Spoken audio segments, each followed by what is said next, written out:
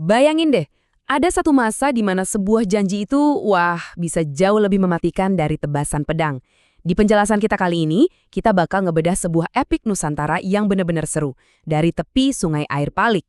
Ini bukan sekedar cerita biasa loh, ini kisah nyata versi dongeng tentang kepolosan yang dimanfaatin dan pembalasan dendam pakai sihir kuno yang benar-benar di luar nalar. Udah siap? Yuk kita telusuri bareng-bareng jejak magis dari legenda Tepak Kramat. Biasanya kan, kalau kita dengar legenda itu pasti lahirnya dari aksi heroik atau cinta sejati gitu ya. Tapi coba pikirin, gimana kalau salah satu kisah paling epik dari tanah ini justru bermula dari tipu muslihat yang, bisa dibilang super licik. Kisah kita ini awalnya emang kerasa kayak dongeng klasik, tapi hati-hati, plotnya cepet banget berubah jadi mimpi buruk cuma gara-gara obsesi dan satu janji yang berujung petaka. Penasaran kan? Yuk kita kenalan dulu sama tokoh-tokohnya. Jadi di satu sisi kita punya kerajaan Turan Bumai. Tempatnya damai, warganya pakai bahasa rejang, dan dipimpin sama raja yang bijak banget, namanya Raja Jenak. Oh, dan dia punya putri, Rindu Bulan, yang cantik dan santun luar biasa. Nah, di sisi seberangnya ada kerajaan Sungai Lemau. Beda banget nih, pangerannya Bujang Tunggal tuh tipe yang arogan dan maksa banget pengen nikahin putri Rindu Bulan. Tapi ya gitu, lamarannya ditolak terus-terusan secara halus. Gengsi dong. Karena gengsi dan marah, si pangeran ngerengek ke ayahnya buat rebut sang putri pakai cara kasar. Ujung-ujungnya perbatasan Turan Bumai terus-terusan diserang sama pasukan mereka. Nah, karena Raja Jenak ini cinta damai dan gak mau ada tumpah darah lagi, dia ambil langkah yang, jujur aja, benar-benar fatal. Dia ngajak Raja Sungai Lemau buat berunding. Mereka akhirnya bikin kesepakatan nih, bunyinya gini. Baik sama baik, rusak sama binasa. Artinya simpel tapi ngeri. Kalau satu kerajaan maju, yang lain ikut maju. Tapi kalau satu ancur, ya yang lain harus ikut ancur. Raja Jenak mikirnya, wah ini jalan keluar yang damai nih. Padahal, tanpa sadar dia baru aja masuk ke dalam jebakan mematikan. Jadi, gimana jebakannya beraksi? Ternyata Raja Sungai Lemau ini liciknya kebangetan. Dia nggak ngirim pasukan buat perang terang-terangan loh. Dia justru nyuruh rakyatnya bikin ratusan pondok bambu beratap ilalang di sepanjang perbatasan. Terus, pas tengah malam gelap gulita, blam. Pondok-pondok itu dibakar serentak.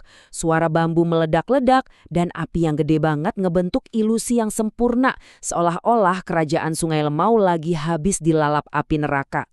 Besok paginya, utusan mereka datang ke Turan Bumai, nagih janji sumpah. Karena Sungai Lemau kelihatannya terbakar, Turan Bumai juga harus dibumi hanguskan hari itu juga. Gile bener kan akalnya? Karena ngerasa terikat sumpah dan kehormatan, Raja Jenak akhirnya terpaksa ngelakuin hal yang paling menyayat hati. Dengan tangan gemetar, dia sendiri yang bakar kerajaannya sampai rata sama tanah. Pas apinya lagi gede-gedenya, ngancurin istana dan ngeleburin semua pedang, tombak, serta tameng jadi abu, pasukan Sungai Lemau ngambil kesempatan dalam kesempitan. Mereka nyusup masuk dan langsung nyulik Putri Rindu Bulan. Dan pas Raja Jenak sadar kalau kebakaran di seberang sana cuma tipuan pondok bambu, wah semuanya udah benar-benar terlambat. Negerinya jadi abu, putrinya diculik, dan dia nggak punya satupun senjata buat ngelawan. Titik terendah banget buat sang raja. Tapi tahu kan, di saat paling gelap biasanya justru muncul secercah keajaiban. Pas Raja Jenak lagi nangis meratapi nasibnya, tiba-tiba muncul dua bocah misterius yang kelaparan. Raja yang baik hati ini, walau baru aja kehilangan segalanya, tetap ngasih sisa makanannya ke mereka berdua. Bocah yang kecil namanya Tuan Siak Telinga Lambing. Kenapa namanya gitu? Karena satu telinganya itu panjang banget sampai bisa ditarik buat jadi selimut. Unik banget kan? Nah, kakaknya yang badannya besar dan berkulit gelap itu namanya Tuan Siak Baju Abang. Habis dengerin cerita sedih sang raja, dua bocah ajaib ini langsung sumpah bakal bantu balas dendam. Dan luar biasanya, tepat sebelum subuh, mereka gelar kain mirip sajadah, duduk di atasnya, terus, mereka terbang nembus langit malam. Sekarang, mari kita lihat gimana dua bersaudara ini nyusup ke Sungai Lemau. Strateginya tuh mirip banget kuda Troya tapi versi kekacauan magis. Pertama-tama, mereka nyamar jadi buruh panen di ladang raja musuh. Pas waktunya istirahat, si Telinga Lambing sengaja terus kerja dan cuekin suara kentongan panggilan istirahat. Sampai kentongannya itu dipukul keras banget sama prajurit dan pecah. Nah ini dia pemicunya. Sang kakak langsung pura-pura ngamuk ke adeknya. Mereka berdua berantem hebat banget sampai ngeratain seluruh ladang raja. Prajurit musuh yang mau melerai, ya jelas kewalahan total. Raja Sungai Lemau yang pusing lihat kekuatan gila mereka, akhirnya malah nawarin posisi panglima sekaligus ngangkat mereka jadi anak, biar mereka berhenti bikin onar. Pintar banget kan? Mereka berhasil masuk langsung ke jantung pertahanan musuh. Tapi mereka sadar, buat ngancurin seluruh Sungai Lemau, mereka butuh pasukan tempur yang gede. Jadi, si kakak, Tuan Siak Baju Abang, pergi merantau ke kerajaan Aceh. Dan cara dia dapetin pasukan di sana tuh bener-bener epic banget, kayak adegan anime. Di Aceh, kebetulan lagi ada sayembara besar dari raja. Siapa yang tendangan bolanya paling tinggi, bakal diangkat jadi panglima perang. Pas peserta lain cuma bisa nendang seadanya, Tuan Siak Baju Abang nendang bola itu.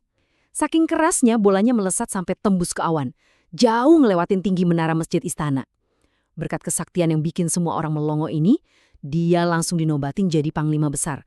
Dan sukses ngebawa armada tempur Aceh buat menyeberangi lautan nuntut balas. Sementara kakaknya lagi bawa pasukan dari Aceh, adiknya ngapain nih di Sungai Lemau?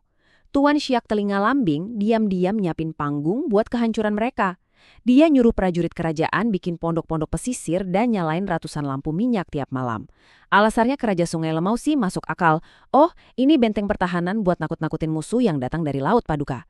Tapi aslinya, lampu-lampu terang itu sebenarnya mercusuar rahasia. Sengaja disiapin buat jadi penunjuk arah armada Aceh yang dipimpin kakaknya.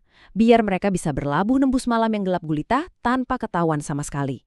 Tapi kadang, rencana sesempurna apapun bisa kena halangan alam. Pasang surut yang ekstrim dan ombak yang super ganas bikin armada tempur Aceh nyangkut dan nggak bisa merapat ke daratan. Mereka terdampar di seberang muara. Tapi pahlawan kita ini otaknya encer banget. Mereka nggak kehabisan akal. Dari seberang lautan, pasukan Aceh ngeluncurin serangan udara yang epik abis. Mereka ngikat obor api di kaki ribuan burung, terus ngelepasin burung-burung itu terbang ke arah Sungai Lemau. Bayangin aja, ribuan burung api turun dari langit persis kayak hujan meteor, ngebakar habis istana dan setiap rumah di sana. Benar-benar sebuah balasan yang puitis ya. Sungai Lemau luluh lantak sama api, persis kayak api yang mereka paksa buat ngebakar Turan Bumai. Di tengah kepanikan dan lautan api itu, sisa-sisa pasukan Sungai Lemau nekat mau nyerang balik nyebrangin muara. Nah, di detik inilah Tuan Siak Telinga Lambing ngeluarin trik sihir pamungkasnya. Dia baca mantra di sehelai daun ilalang dan bam. Daun itu berubah jadi jembatan mistis yang panjang membentang di atas air. Tapi jembatan ini sempit banget, jadi prajurit musuh kepaksa lewat satu-satu. Tanpa sadar mereka lagi jalan masuk ke maut. Mereka nyebrang penuh amarah. Dan di ujung sana, pasukan Aceh udah siap sedia nyergap dari dalam bayangan dan ngehabisin mereka satu persatu tanpa ampun. Sampai nggak ada yang tersisa. Kekalahan Sungai Lemau udah bener-bener mutlak. Rajanya yang sadar kerajaannya udah rata, milih buat mengakhiri hidupnya di sebuah gua. Tapi ada satu plot twist nih, tubuh si raja ini punya kekebalan gaib. Nggak ada satupun senjata besi dari pasukan Aceh yang bisa ngelukain kulitnya sedikit pun. Ngeliat jalan buntu ini, Tuan Siak Baju Abang langsung beraksi. Pakai kekuatan sihirnya, dia ngubah sembilu bambu tipis jadi sebilah keris sakti. Dan keris bambu inilah yang sukses nembus kekebalan sang raja angkuh. Tapi sayangnya, kemenangan ini harus dibayar mahal banget. Bujang Tunggal keburu bawa kabur Putri Rindu Bulan lari ke pedalaman Gunung Bungkuk, di mana mereka berdua lenyap di telan kabut. Dan sedihnya nggak pernah ditemuin lagi.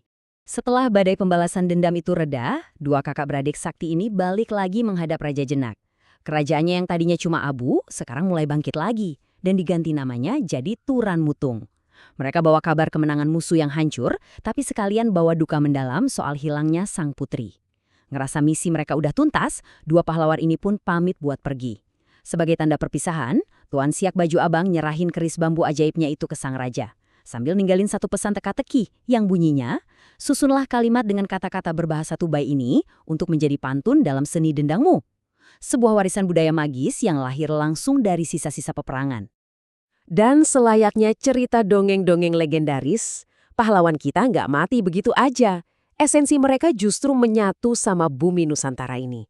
Pas mereka jalan ninggalin Turan Mutung, tubuh mereka satu persatu memudar secara gaib dan jadi asal-muasal situs-situs suci yang ada sampai hari ini loh.